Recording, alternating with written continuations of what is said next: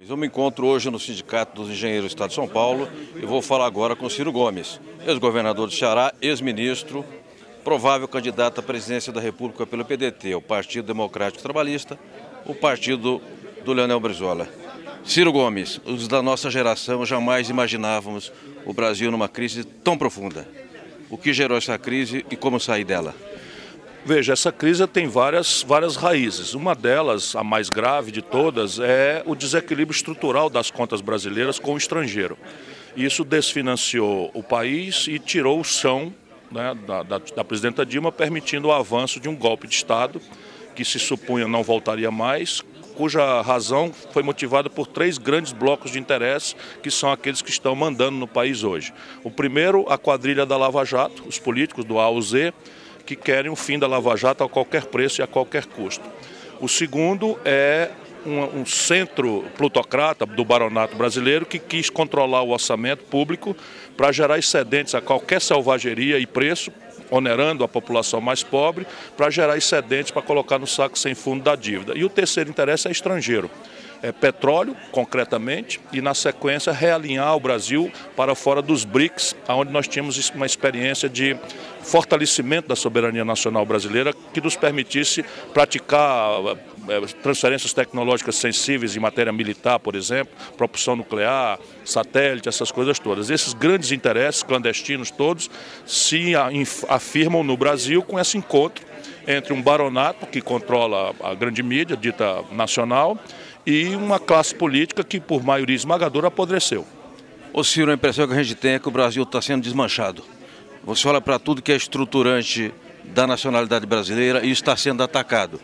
Queria saber se você também tem esse entendimento e que forças sociais nós podemos mobilizar no sentido de reconstituir a integridade do Estado, a integridade da nação. O Brasil está sendo desmontado porque a ideia é reduzir o Estado a uma dimensão mínima e desentranhá-lo de qualquer influência no domínio econômico para que prevaleça eternamente esse pacto rentista que hostiliza quem produz e quem trabalha. O país está se desindustrializando aceleradamente e a ferramentaria para reverter isso ainda está aí, mas ela está toda sob cheque. Então, há uma resistência no Brasil, ainda resta uma burguesia nacional muito desprestigiada, mas ainda resta, e o povo, especialmente o povo, tem que sair da justa depressão em que se encontra para dizer não à consumação desse desastre. Nesse primeiro momento, o avanço sobre a legislação trabalhista, o avanço sobre as franquias previdenciárias pretende enfraquecer dramaticamente os sindicatos e a organização dos trabalhadores. O desmonte da universidade, o desfinanciamento pretende enfraquecer a luta dos estudantes. Os artistas e intelectuais estão sem locos, porque o Ministério da Cultura já teve 4 titulares em 8 meses, né, e não tem orçamento. A ciência e tecnologia também sofreu um constrangimento em que graves, interessantíssimos projetos que dão ao Brasil autonomia em algumas áreas técnico-científicas graves e estratégicas estão paralisando. Então, mas nós não podemos deixar privatizar o Banco do Brasil, a Caixa Econômica Federal, o BNDES e a Petrobras. Essas 4 ferramentas permitem ainda que o Brasil amanhã, reconciliado pela força do povo na democracia, possa rapidamente reverter esse quadro. Ô Ciro, nem a ditadura atacou o movimento sindical como esse governo vem atacando, porque desmonta a legislação trabalhista, a rede de proteção e ataca o custeio. Porém, o sistema S foi mantido intacto. Você considera que é importante ter uma fonte efetiva de financiamento do sindicalismo dos trabalhadores e de que forma? Claro, o Brasil tem um nível muito baixo de organização sindical. Isso não é por acaso, nós temos uma história autoritária. A história brasileira não é uma história democrática, é uma história violenta e autoritária. Nós agora acabamos de encerrar o mais longo período de vivência democrática da história brasileira, são ridículos 27 anos. Não é?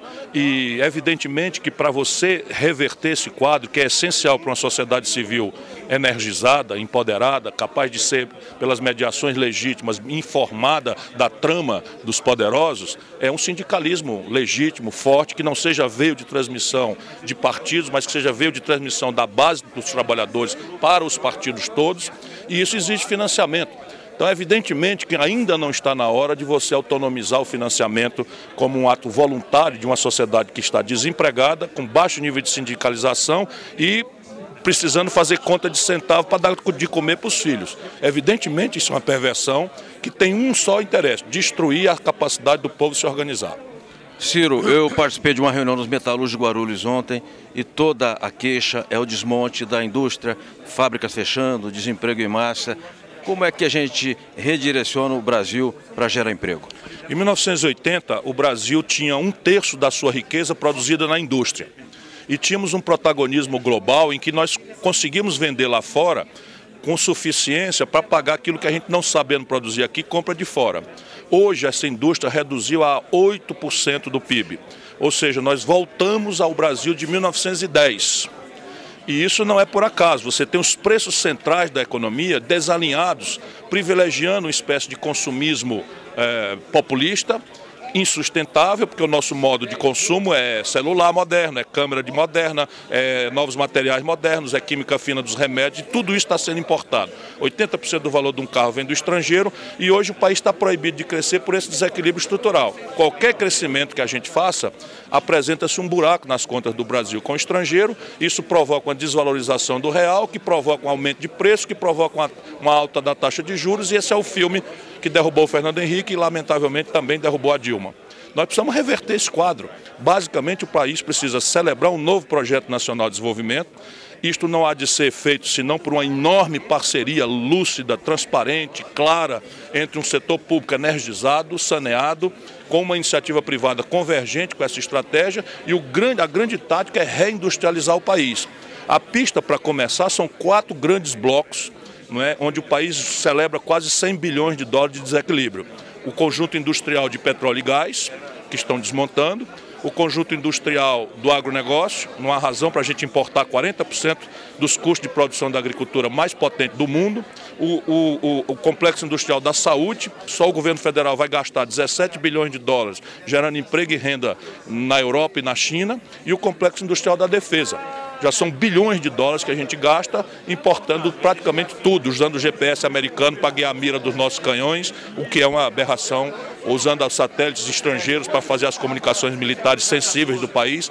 Isso tudo são pistas de uma oportunidade que o país tem, porque o dinheiro já está aí, salvo no complexo de defesa, a tecnologia para esses setores é razoavelmente disponível para a nossa expertise.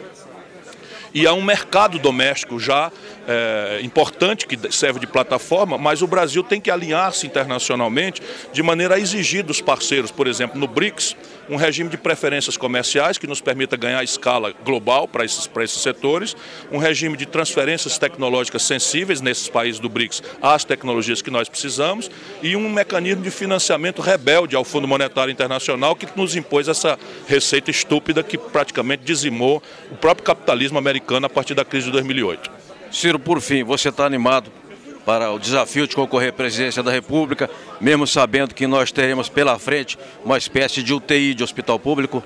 Veja, o que espera um cara como eu, que pensa o que eu penso, que fala o que eu falo, que abriu os antagonismos que eu abri, é o pão que o diabo amassou. Mas eu estou muito revoltado e eu tenho uma psicologia em que a minha revolta se transforma em energia para lutar. Eu tenho muita vontade de ser o cara que vai unir os brasileiros para uma nova etapa da nossa história.